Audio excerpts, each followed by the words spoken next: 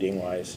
So what do you do, or what do we do, or what can we do, what can you do to, knowing that going in, what can you do to make sure that they're prepared for something like that? Because that's, Right. that's not content specific. Right. So we do a lot of like the QAR strategies, making sure students are looking at if the question is right there. I bumped it.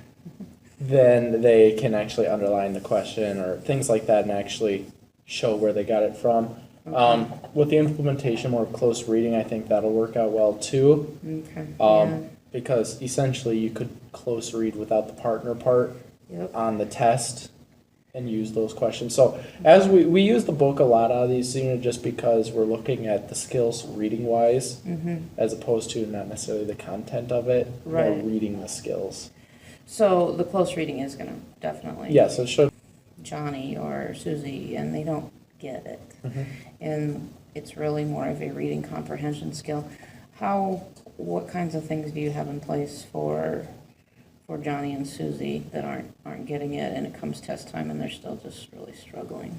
Like I said, this one's totally different than our other units. Right.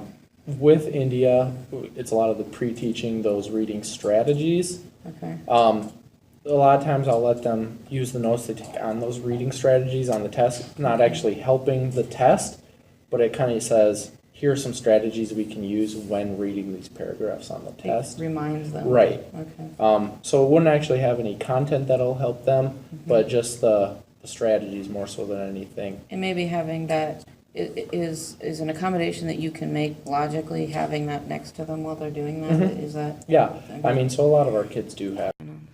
All right, so given these math numbers based on last year and this year, and like I said, this is just the regular 7th grade math, not no accelerated, really no block included in that because I didn't pull Podorf's numbers.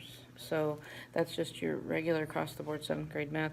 What are the trends that you're seeing in last year compared to this year?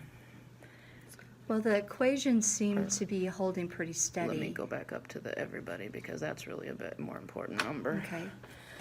The equations seem to be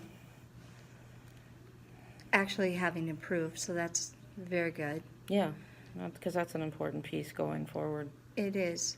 And I think also we changed the a little bit of the order. We made sure that we really hit integers harder because I think that might have impacted last year a bit. There's not much difference there No, though across it's the not. board. It's not notable. I mean, it's 1 point. But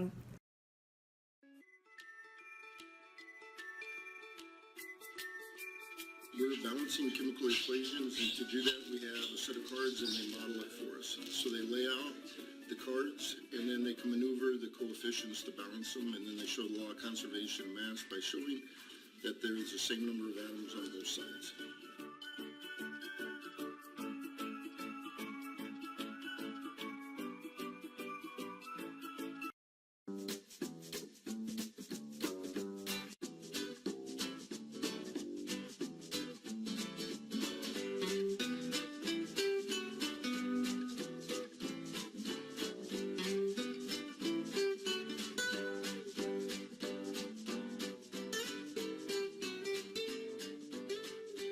Currently, I use Canvas for two things primarily. One is I have my assessments loaded onto Canvas so students can go on there and fill out questions about their projects they've completed.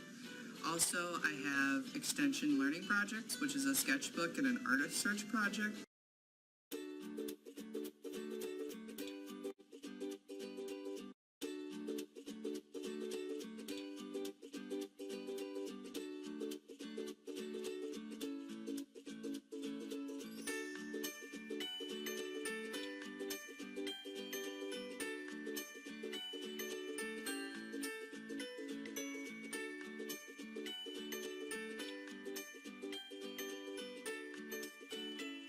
Hi, my name is Emmanuel. In my opinion, I think that Victor Frankenstein is guilty of the murders because he admitted that he let evil in the world.